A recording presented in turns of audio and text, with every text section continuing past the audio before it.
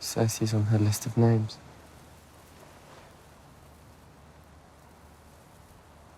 Who else is on your list? Joffrey, Cersei, Walder Frey, Meryn Trant, Tywin Lannister, the Red Woman, Beric Dondarrion, Thoros of Myr, Ilyn Payne, the Mountain. Would you shut up? I can't sleep until I say the names. The names of every fucking person in Westeros. Only the ones I'm going to kill. Hate's as good a thing as any to keep a person going. Better than most. We come across my brother. Maybe we can both cross a name off a list.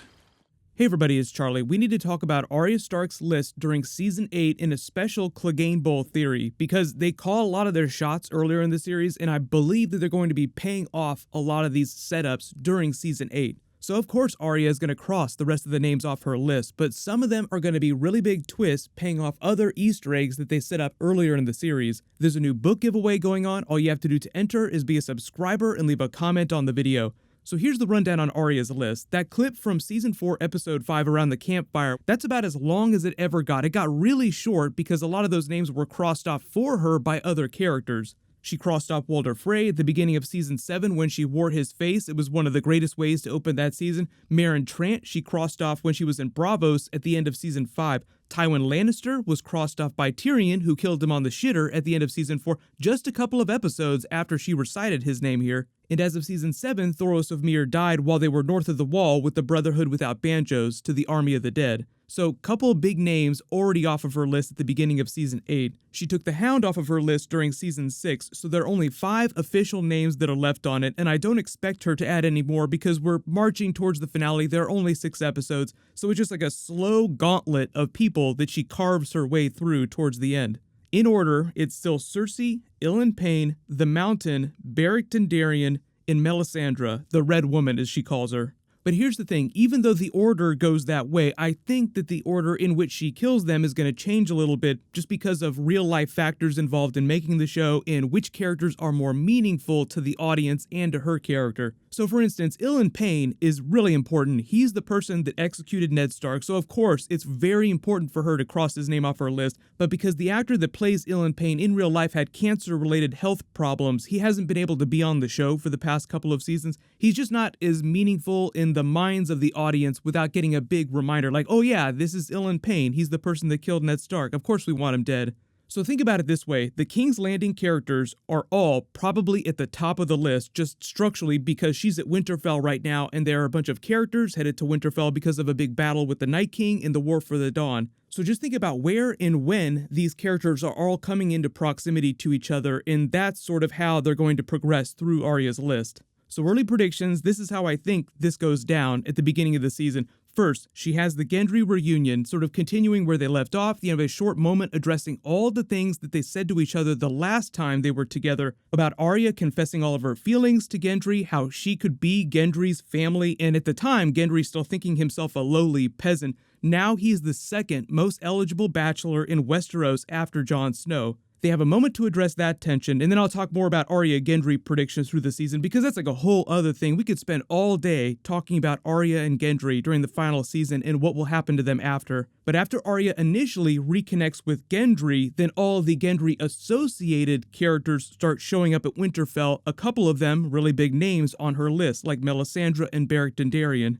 So unless Melisandre beats Beric back to Winterfell, because he's probably making a beeline from the now destroyed wall at Eastwatch with Tormund, pulling a Gendry himself, running faster than the Flash, Beric would logically be the next person that she crosses off, just because he's the first person that she comes into proximity with after reconnecting with Gendry. If you don't remember why Beric is on Arya's list, it's because he's the one that personally sold Gendry to Melisandre, and Melisandre is on Arya's list because she's the one that took Gendry away. And the only reason why Melisandre is on the list is because she took Gendry away. She thought that she was going to hurt him. She doesn't know anything about how bad it got with the leeches and throwing him in the dungeon at Dragonstone. So imagine how Arya is going to feel once Gendry tells her that story. Unfortunately, that's probably something that's going to happen off screen. There's a lot of Game of Thrones conversations that happen off screen where characters get caught up on backstories. Like, don't expect him to get out a giant book and read it to Arya about every little thing that happened to him while he was away. Well, mostly I was rowing for a long time. Then eventually I wound up at King's Landing. Then a bunch of other stuff happened. Then I wound up north of the Wall. Now you're seeing me here, and look who just showed up, Melisandre. Hopefully she did not bring any more leeches with her. So then logically, after Melisandre shows up, she would be the next one on the list. But because Melisandre is kind of important to the fight with the Night King and the Army of the Dead, she's supposed to be bringing all these reinforcements, the Fiery Hand hopefully, and maybe the High Priestess or some other Red Priest to help fight the army. It would be kind of weird if Arya crossed her name off her list before their big fight with the White Walkers. But logically, Arya crosses off the Gendry-associated people from her list when she's in the north. Then they sort of turn their attention south. I know there's a lot of questions about when which big battle will take place. There's supposed to be a big battle at King's Landing and a big battle at Winterfell. It is totally possible that they pull a fast one on us and there's a big battle at King's Landing before the big battle at Winterfell, and Winterfell is the final battle. But practically think about it this way. Cersei is probably going to survive to the end of the season, so it would be weird if they completely destroyed King's Landing at the beginning of the season, because then what would happen to Cersei? How would she survive all that for the last couple of episodes, waiting for everyone to then come back after another big battle at Winterfell? The logistics just don't make quite as much sense in terms of where characters need to be by the end of the season, so we'll just keep that open to speculation. We'll start talking more about that when we get official trailers. But obviously you save the literal and figurative biggest characters for last to cross off of Arya's list. So like I said, even though Ilyn Payne is a little higher on Arya's list because he's the person that literally killed Ned Stark, I don't think he's as important of a character to the show watchers as the Mountain is. So that's why I think when she gets to King's Landing, Ilyn Payne is the first name she crosses off her list in her sort of gauntlet on her way to Queen Cersei. Then you obviously have to kill the Queen's champion en route to the Queen. So that's why the Mountain would be the next person on her list. But here's the thing about the Cleganebowl prophecy recited in that clip that I put at the beginning of this. Very important line of dialogue. Maybe if we run into him, we can cross a name off of our list together. So that is why I think that the Hound goes full Mortal Kombat Clegane on the Mountain, but is not strong enough to defeat him by himself, almost dies in the attempt, and Arya helps him finish the job. There are only a couple of ways we know to officially end the Mountain. One would be to set him on fire and just watch him burn to the ground. 2 would be to run him through or chop his head off, because in his current state, I think that body wounds will only just slow him down. So Arya needs to make like Thor in Infinity War against Thanos and go for the head. That's the only way to get rid of the Mountain for good. But next early prediction, the Hound dies in the attempt, but bringing things around full circle, makes peace with himself and with Arya, and dies with them acknowledging each other as friends with a smile on his face. So it's a happy death. He goes willingly. They're not much for words, so I'm not expecting some long drawn-out conversation where they get all weepy with each other. Just like a really nice moment where they nod at each other, he smiles, then dies. And it's just a way to acknowledge their arc. Like, okay, I used to be a terrible person. You used to hate me for all the things that I was doing. You've also done some terrible things. Now we're righting some of our wrongs and we die heroes. So it's important to remember consequences. It's not like they're letting the Hound off scot-free if he dies a happy man, having fulfilled his purpose of getting rid of his brother and made nice with Arya. He still has to die, and the same thing is true for Arya Stark as well. Remember what Jaqen H'ghar told her when she left the House of Black and White.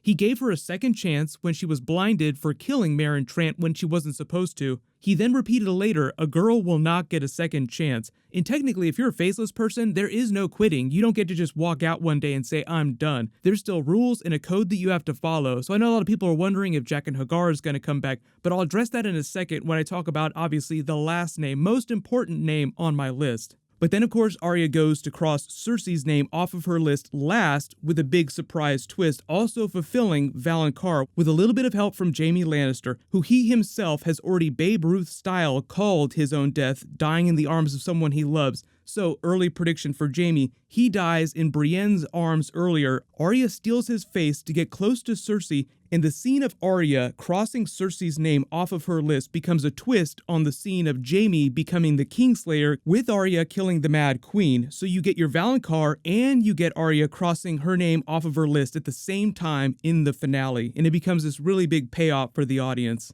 But because Cersei wasn't named by another person, Arya named her herself, it doesn't work that way. If they're going to be true to the story, the greatest consequence to Arya, given what Maisie Williams has been posting on social, she said last woman standing, she was one of the last females to actually film scenes for Game of Thrones. So early predictions, she survives, but the greatest consequence they could deal her is that she loses the ability to see permanently. Like, she's permanently blind henceforth. Although, she did pretty well on her own when she was blind on the streets of Braavos, so considering all the terrible possible things that could happen to you in Game of Thrones, I don't think that going blind is that bad. Let me know in the comments though, what are your predictions for how Arya crosses those 5 final names off of her list during Season 8? We're probably going to get that Game of Thrones Season 8 trailer in the next couple of weeks with the True Detective finale in the Oscars, because both of those things are happening on the same Sunday night, so that's probably around when they're dropping the Game of Thrones Season 8 trailer. Leave all your bonus video requests in the comments below. Congratulations, Mudfish24, you're the giveaway winner for my last big video. Please email me on the About page of my channel so I can get your details. Click here for my new Game of Thrones Season 8 Episode 1 preview video, and click here for all my Game of Thrones Season 8 trailer and promo videos. Thank you so much for watching. Everybody stay awesome. I'll see you guys tonight.